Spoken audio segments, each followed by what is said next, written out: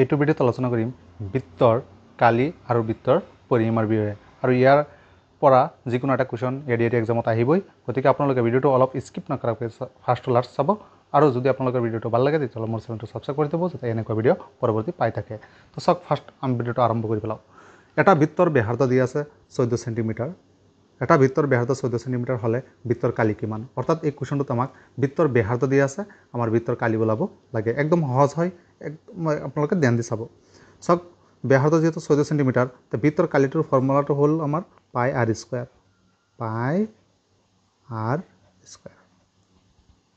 এতিয়া আৰৰ মান দিয়া আছে 14 সেন্টিমিটাৰ পাইৰ মান কিমান আমি জানিব লাগিব 22/7 হ'ল পাইৰ মান এতিয়া আৰ স্কয়াৰ আছে কালিৰ ফৰ্মুলাটো হ'ল পাই আৰ স্কয়াৰ এতিয়া কিন্তু আৰৰ মান দিয়া আছে 14 গতিকে আমি কেইবাৰ লিখিম আৰু দুবাৰ লিখিব লাগিব কাৰণ আৰৰ ওপৰত স্কয়াৰ আছে গতিকে 14 পূৰণ 14 লিখিম আকৌ এককটি কি হ'ব সেন্টিমিটাৰ স্কয়াৰ হৈ যাব 7 14ত দুবাৰ এতিয়া কিমান হৈ গ'ল 22 পূৰণ 2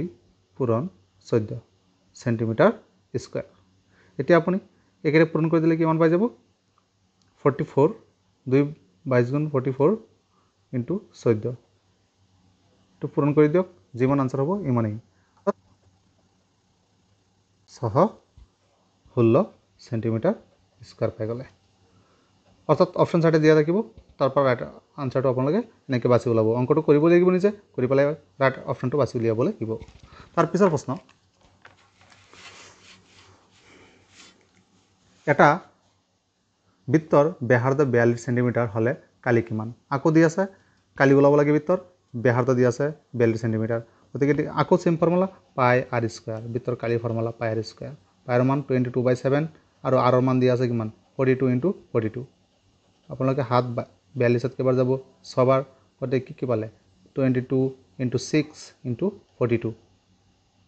সেম এটো নিচিনা পূৰণ কৰি দিয়ক এটা আনসাৰটো ইয়াত ওলাই যাব অৰ্থাৎ অপশনত চাৰিটা অপশন দিয়া থাকিব তাৰ পৰা আপোনাৰ যেটো উত্তৰত ওলাইছে হেতু টিক মাৰ্ক দি দিব ৰাইট হৈ যাব তাৰ পিছৰ প্ৰশ্ন এটা বৃত্তৰ ব্যাসাৰ্ধ 7 সেন্টিমিটাৰ হলে পৰিসীমা কিমান এতিয়া আমাৰ কোৱেশ্যনটো পৰিসীমা ওলাব লাগে বৃত্তৰ পৰিসীমা আমি কালি শিকিছো এতিয়া আমি বৃত্তৰ পৰিসীমা কেনেকৈ ওলাব লাগে এটো আমি জানিম অৰ্থাৎ বৃত্তৰ পৰিসীমা চাওক বৃত্তৰ ব্যাসাৰ্ধ দিয়া আছে আমাক কিমান 7 সেন্টিমিটাৰ বৃত্তৰ পৰিসীমাৰ সূত্ৰটো হ'ল 2 পাই r একেবাৰে সহজ হয় অৰ্থাৎ ইয়াত চাওক বৃত্তৰ পৰিসীমাৰ ফৰ্মুলাটো কি 2 পাই r আৰু বৃত্তৰ কালি কি পাইছিলো পাই r স্কয়াৰ এতিয়া চাওক ইয়াত আমি 2 বহাইছো 2 দিয়া আছে 2 সূত্ৰটো পাইৰ ভ্যালু 22/7 আৰু r ৰ ভ্যালু কিমান 7 এই 7 কেনসেল কিমান পালে 2 22 গুণ 44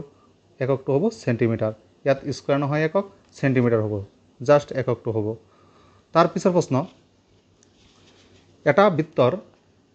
ব্যাস দিয়া আছে এতিয়া কিন্তু ব্যাসাৰ্ধ দিয়া নাই ব্যাস দিয়া আছে 21 সেন্টিমিটাৰ পৰিসীমা কিমান অৰ্থাৎ যেহেতু ব্যাস দিয়া আছে গতিকে আমি ব্যাসটোৰ পৰা ব্যাসাৰ্ধ আমি উলাই ল'ব লাগিব ব্যাসাৰ্ধ ইকুৱেল 21/2 সেন্টিমিটাৰ অৰ্থাৎ 2 দি হৰণ কৰি থৈ দিছো অৰ্থাৎ ব্যাসৰ আধাক ব্যাসাৰ্ধ বোলে এতিয়া আমি কি ওলাব লাগে বৃত্তটোৰ পৰিসীমা ওলাব লাগে ফৰ্মুলাটো কি হ'ব 2 পাই r এতিয়া 2 পাই r ৰ 2 পাই মানে 22/7 আৰু r মানে হ'ল 21/2 এইটো কেনসেল 7 21ত তিনিবাৰ